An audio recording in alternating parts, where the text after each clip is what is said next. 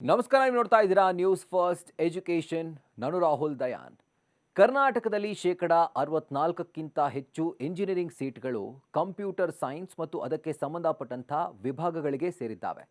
ಹಾಗಾಗಿ ಇಂಜಿನಿಯರಿಂಗ್ ಕಾಲೇಜುಗಳಿಂದ ಬರುವ ಹೆಚ್ಚುವರಿ ಪದವೀಧರರಿಂದಾಗಿ ನಿರುದ್ಯೋಗ ಉಂಟಾಗಬಹುದು ಅಂತ ನಿರೀಕ್ಷಿಸಿ ಸೀಟುಗಳ ಸಂಖ್ಯೆ ನಿರ್ಬಂಧಿಸಲು ಸರ್ಕಾರ ಯೋಚನೆ ಮಾಡ್ತಾ ಇದೆ.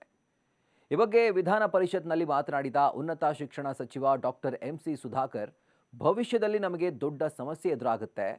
ಅದು ಇಂಜಿನಿಯರಿಂಗ್ ಪದವೀಧರರ ನಿರುದ್ಯೋಗವಾಗಿರುತ್ತೆ.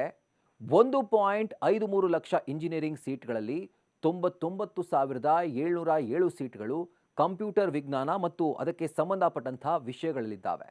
ಕಂಪ್ಯೂಟರ್ ವಿಜ್ಞಾನ ಮತ್ತು ಸಂಬಂಧಿತ ವಿಭಾಗಗಳ ಪ್ರವೇಶವನ್ನು ನಿಯಂತ್ರಿಸುವಂತೆ ನಾನು ಅಖಿಲ ಭಾರತ ತಾಂತ್ರಿಕ ಶಿಕ್ಷಣ ಮಂಡಳಿ ಅಂದರೆ AICTE ಇದಕ್ಕೆ ಪತ್ರ ಬರೆದಿದ್ದೇನೆ. ಅದು ನಿಯಂತ್ರಿಸಲು ಸಾಧ್ಯವಿಲ್ಲ ಅಂತ ಅದು ಪ್ರತಿಕ್ರಿಯೆ ಕೊಟ್ಟಿದೆ ಅಂತ ಹೇಳಿದರು. ಖಾಸಗಿ ವಿಶ್ವವಿದ್ಯಾಲಯಗಳನ್ನು ನೋಡಿದ್ರೆ ನೀಡಲಾಗುವಂಥ ಕೋರ್ಸ್ಗಳಲ್ಲಿ 90% ಕಂಪ್ಯೂಟರ್ ವಿಜ್ಞಾನ ಅಥವಾ ಸಂಬಂಧಪಟ್ಟಂತಹ ಸ್ಟ್ರೀಮ್ಗಳಿಗೆ ಸಂಬಂಧಿಸಿದಾಗಿದ್ದಾವೆ.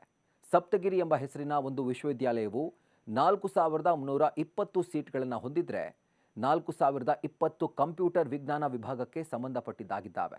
ಮತ್ತೊಂದು ಕಡೆ ಸರ್ಕಾರಿ ಕಾಲೇಜುಗಳಲ್ಲಿ ಒಟ್ಟಾರೆ ಪ್ರವೇಶದ 10% ಮಾತ್ರ ಕಂಪ್ಯೂಟರ್ ವಿಜ್ಞಾನ ಸೇರಿದಂತೆ ಸೀಟ್ಗಳ ಸಂಖ್ಯೆಯನ್ನು ನಿರ್ಬಂಧಿಸಲು ನಾವು ನಿರ್ಧಾರ ಮಾಡಿದ್ದೇವೆ. ನೆರೆಯ ತೆಲಂಗಾಣದಲ್ಲಿ ಸರ್ಕಾರವು ಇದೇ ರೀತಿಯ ನಿರ್ಧಾರವನ್ನು ತೆಗೆದುಕೊಳ್ತು. ಹೈಕೋರ್ಟ್ ಮತ್ತು ಸುಪ್ರೀಂ ಕೋರ್ಟ್ ಕೂಡ ಈ ನಿರ್ಧಾರವನ್ನು ಎತ್ತಿ ಹಿಡಿದಿದೆ. ನಾವು ಸೀಟ್ಗಳನ್ನು ತರ್ಕಬದ್ಧಗೊಳಿಸ್ತೇವೆ ಮತ್ತು ಕೆಲವು ಸ್ಟ್ರೀಮ್ಗಳಲ್ಲಿ ಅಥವಾ ಆ ಸ್ಟ್ರೀಮ್ಗಳಿಗೆ ಪ್ರವೇಶವನ್ನು ನಿರ್ಬಂಧಿಸ್ತೇವೆ ಅಂತ ನಮ್ಮ ರಾಜ್ಯದ ಉನ್ನತ ಶಿಕ್ಷಣ ಖಾತೆ ಸಚಿವ ಡಾಕ್ಟರ್ ಎಂಸಿ ಸುಧಾಕರ್ ಹೇಳಿದರು. ಖಾಸಗಿ ವಿಶ್ವವಿದ್ಯಾಲಯಗಳು ಕೃತಕ ಬುದ್ಧಿಮತ್ತೆ, ರೊಬಾಟಿಕ್ಸ್ ಮತ್ತು ಯಂತ್ರ ಕಲಿಕೆ ಸೇರಿದಂತೆ ಬೇರೆ ಬೇರೆ ವಿಷಯಗಳಲ್ಲಿ ಇಂಜಿನಿಯರಿಂಗ್ ಕೋರ್ಸ್ಗಳನ್ನು ನೀಡೋಕೆ ಪ್ರಾರಂಭ ಮಾಡಿವೆ. ಇನ್ನು ಕೆಲವು ವರ್ಷಗಳ ಹಿಂದಿನವರೆಗೆ ಇವು ಅಸಾಂಪ್ರದಾಯಿಕವೆಂದು ಪರಿಗಣಿಸಲಾಗಿತ್ತು.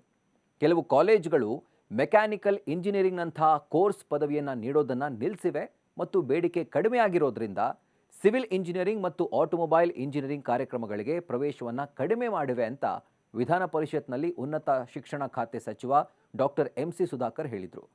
ಮತ್ತಷ್ಟು ಇಂಟ್ರೆಸ್ಟಿಂಗ್ ಕಾಂಟೆಂಟ್ಗಾಗಿ ನ್ಯೂಸ್ ಫಸ್ಟ್ ಎಜುಕೇಷನ್ನ ಸಬ್ಸ್ಕ್ರೈಬ್ ಮಾಡಿ.